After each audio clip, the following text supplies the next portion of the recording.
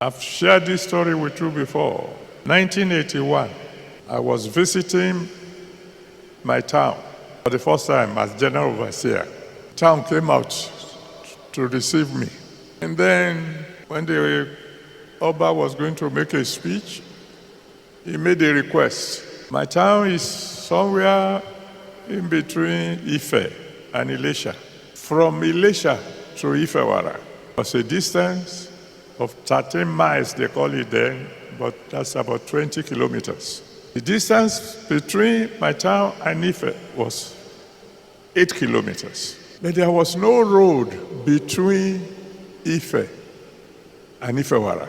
So if you want to go to Ife from Ifewara, you have to go to Ilesha, 20 kilometers, and then travel about another 32 kilometers to get to Ife. And my people say, you see, we do this Israelite journey.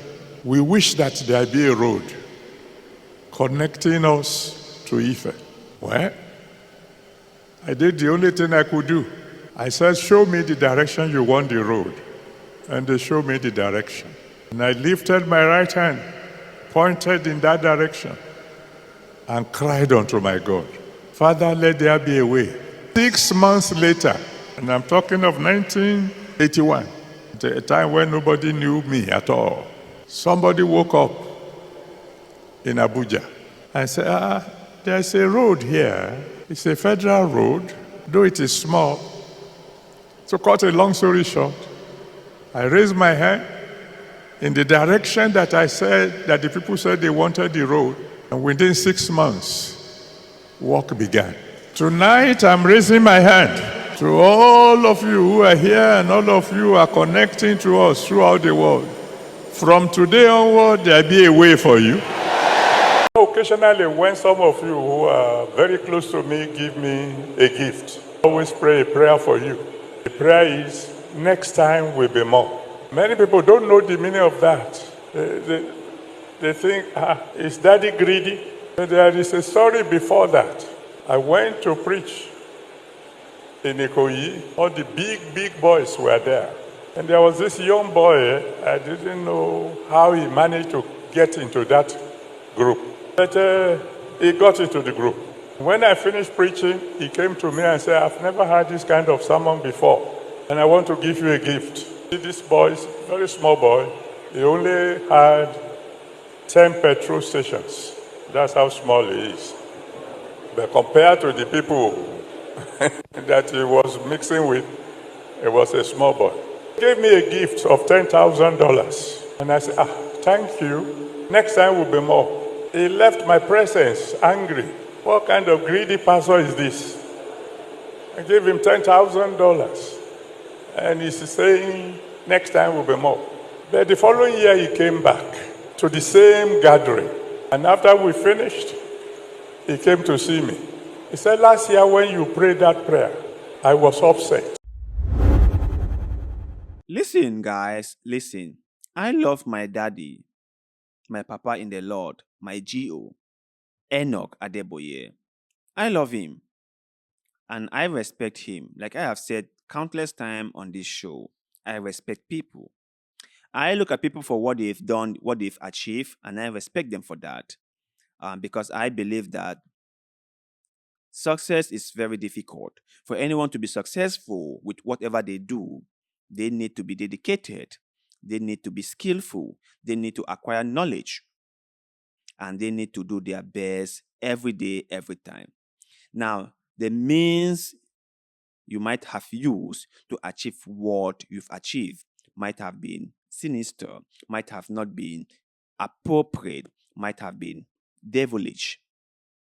But nevertheless, if you succeed, it means you have talent. Now, like I said in a previous video, not all talents are used for good. Some talents are used for ill. You will see Nigerians who are smart with the internet use it to do all sorts of things. Those things I don't appreciate. Those things I don't condone. But I'm just saying, in order for anyone to do anything successfully, that person has to be smart. They have to be smart enough to be able to pull it off. So that is why I would always respect men of God for what they have done, for the number of following they have built, and for the number of members they have, and for the amount of money they have taken or they have gathered throughout the years. I will appreciate them for that. But when it comes to my daddy, Pastor Enoch Adeboye, I cannot help it but find a lot of issues with the stories he shared. And I know that his believers or his members would not like my take on the things we talk on this platform. I know they will not like my take, but I just want to make this clear. Not everything is as a result of you raising your hands. Okay. Not everything is miracle. Some things happen because people saw them and do them. And not everything happens as a result of you being there or raising your hand. Not everything. About the road construction of a thing, that might have been on the mind of the elite. It wasn't because you went there and maybe raised up your hand. Or it might have been that you went there, people saw you, you saw the road, and you decided to do something about it. Yeah. It doesn't have to always be miracle, miracle, miracle, miracle. It might be that people saw the road and decided to do something to change it. Now, like I have said before, miracles do happen. For that, I cannot dispute. Miracles do happen. But the way the men of God are twisting or tweaking or expanding the definition of miracle is something concerning. They keep on stretching the meaning of miracle. They keep on making everything a miracle. Some of them even cook up miracles in their kitchen and then bring into the church. And all we do is shout, hallelujah, hallelujah, glory be to God, may the Lord be praised. You guys have got to be smart, okay? You guys have got to be smart. And I think that this is just an observation. The reason why some of these men of God are very successful now is because of the stories they have told throughout the years, allegedly.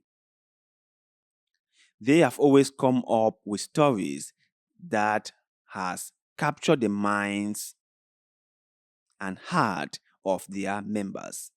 And you know the way we Africans tell stories, right? When a story is being told to us, before we tell the next person, we add some salt and seasoning into it to make it more sweeter.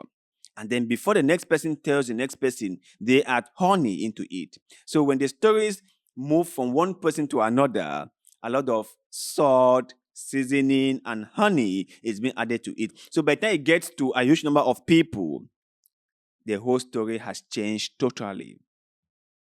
And that is why people have been left deceived by these stories, allegedly. So let me say it one more time. Let me just say this one more time. I think that you should go to church. I think that you should have something you believe in that is greater than yourself.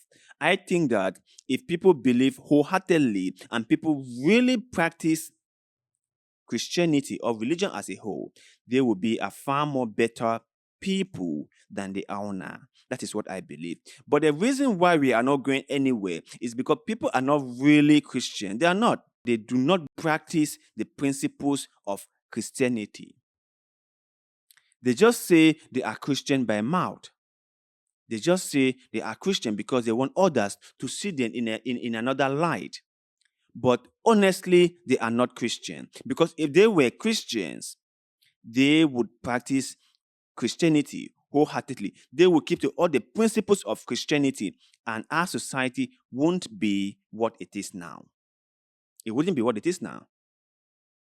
But The fact that our society is dying, the fact that things are getting more difficult for us, the fact that men of God are becoming billionaires and millionaires and multimillionaires, while ordinary people are starving and dying, tells you or shows you how broken this whole Christianity of a thing is. It's totally broken. Because how can you say something is for everyone? Something is there because everyone has to benefit from it, or everyone will benefit from it. And then people are suffering. A huge percentage of the people are suffering, while just a handful are succeeding. How can you say something has been fair to everyone when most people are not benefiting from it? Let me say this. Let me just say this.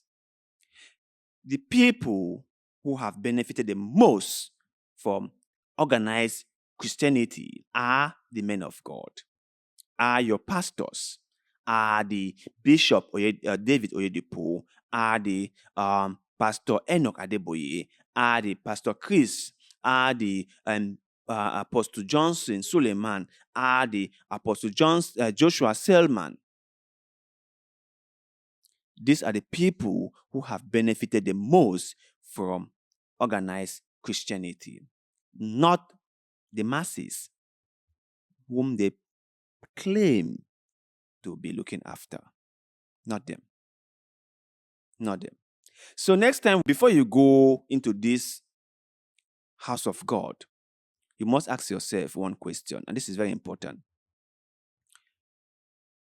Why am I going there? What do I stand to gain? And are my reasoning for going there achievable? Ask yourself this question.